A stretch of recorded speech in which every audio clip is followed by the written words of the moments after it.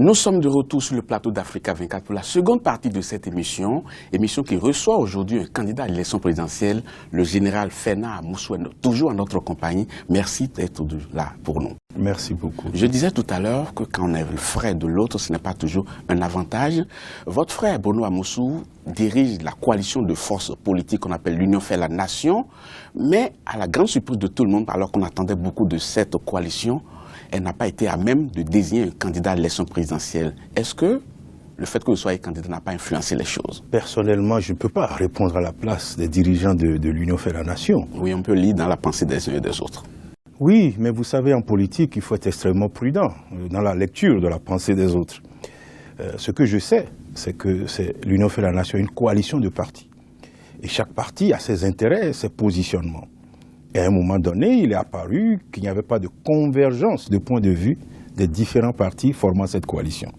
Et évidemment, elle a été en incapacité de s'entendre et de désigner un candidat.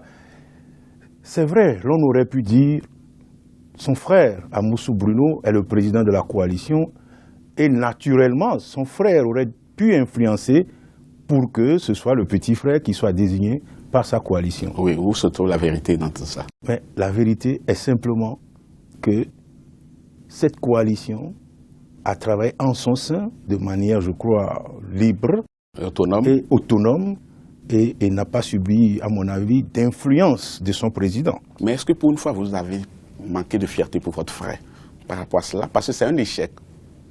Vous le constatez avec moi, que c'est un échec qu'on n'ait pas été à même de désigner un candidat quand on a quand même porté. Non, c'est clair que c'est un échec, mais qui n'est pas personnel.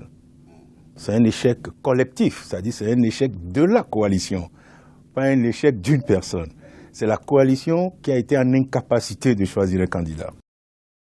Alors, mon général, on va évoluer dans cette émission. Excusez-moi, mais cela pose encore une fois la question de notre système politique. Vous avez pu constater qu'à chacune de nos élections, il se forme toujours des alliances, des coalitions qui se font et se défont. Voilà. Cela est une illustration parfaite des insuffisances de notre système. C'est-à-dire que aucun de nos partis politiques n'a actuellement la dimension nationale et l'envergure nécessaire pour avoir un candidat ou des candidats à des élections comme l'élection des députés et d'y aller tout seul. Et donc cela montre qu'il est extrêmement impérieux de faire des réformes politiques pour nous amener progressivement à avoir des partis forts et influents. Cela fait partie de votre projet de société? Absolument. C'est pour cela que j'en parle. Mais comment opérer cette réforme? De deux façons. La première, c'est d'ouvrir un dialogue au sein de la classe politique en y associant la société civile et de poser le problème, le diagnostic, et d'amener les uns et les autres à comprendre la nécessité d'approfondir notre démocratie et d'arriver à des normes démocratiques comme nous le voyons un peu partout autour de nous, au Ghana, au Nigeria, sans parler de l'Europe et des États-Unis. Et si nous arrivons à un consensus, alors il faut le traduire, n'est-ce pas, de manière institutionnelle en apportant les modifications, les amendements nécessaires à notre Constitution et permettre que les partis politiques puissent se former sur des bases beaucoup plus larges. Général Fena Amoussou, en observant la période préélectorale, on a comme l'impression que le débat n'est pas axé sur les projets de société. Vous êtes d'accord avec moi que les Béninois s'y intéressent très peu. Et par conséquent, puisque personne ne prend la peine de lire les projets de société pour pouvoir les comparer, je ne vais pas vous faire l'affront de me dire qu'est-ce que vous voulez faire dans tel domaine, qu'avez-vous prévu. Mais en quoi votre projet de société fait l'originalité? Vous avez posé tout à l'heure une question fondamentale. Quel est l'état du Bénin? Dans beaucoup de secteurs, il y a du désordre. Et je pense aujourd'hui, ce dont les Béninois ont le plus besoin, c'est que le pays soit mis en ordre dans tous les secteurs. C'est ce que tous les candidats racontent. Alors, vous, particulièrement, en quoi vous vous démarquez des autres, justement? Mais je me démarque des autres d'abord par ma vérité. Mes compatriotes savent que je tiens toujours un langage de vérité, que je tiens toujours parole. Deuxièmement, les Béninois savent qu'ayant travaillé pendant une quinzaine d'années avec le président Kérékou, que j'ai beaucoup appris de lui. Et troisièmement, les Béninois connaissent mon patriotisme, mon obligation à les servir.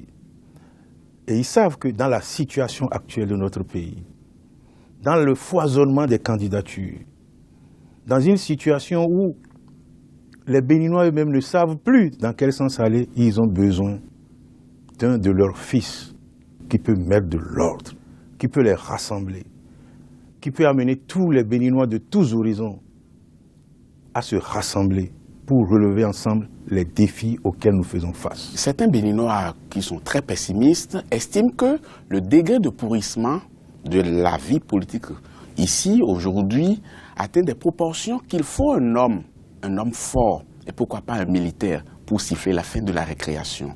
Peut-être pas des méthodes démocratiques ou des méthodes peu démocratiques. Vous, en tant que général, apparemment, vous faites l'union entre ces deux écoles-là. Est-ce que vous pensez que le fait de donner un coup d'arrêt au processus en cours serait une bonne solution? Il faut laisser le processus démocratique se poursuivre. Je suis très très attaché aux principes démocratiques, au respect des libertés. J'y suis profondément attaché. Mais dans le même temps, comme mes compatriotes, oui, il y a du désordre dans notre pays. Et donc, il faut y mettre de l'ordre. Mais de l'ordre dans le dialogue, dans l'unité nationale. Mais aussi, vous savez, le désordre aussi tient son origine dans l'impunité.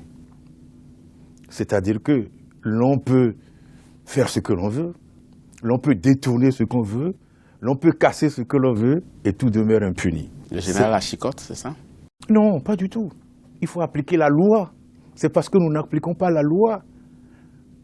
La loi, nos lois disposent de ce qu'il faut faire d'un voleur. Le code pénal est clair dessus.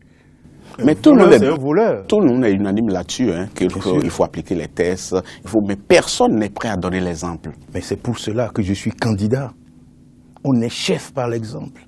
Ce n'est que par l'exemplarité que l'on peut appliquer aux autres ou exiger des autres ce que l'on est en devoir de s'appliquer à soi-même.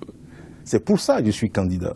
Mais ceux qui ont brandi la chicotte sont devenus impopulaires au bout de quelques mois. Mais je ne parle pas du tout de chicotte. Mais il le faut. On n'a pas besoin de chicoter. Ah, mais bien entendu. On a besoin d'appliquer la loi. Mais la loi a prévu la chicotte aussi. Si la loi prévoit des sanctions pour ceux qui... C'est ça que j'appelle chicotte. Oui. Ah, c'est ça que vous appelez chicotte, oui. Mais il faut l'appliquer. Mais ceux qui ne les appliquent pas, ce n'est pas de leur bon gré qu'ils ne les appliquent pas.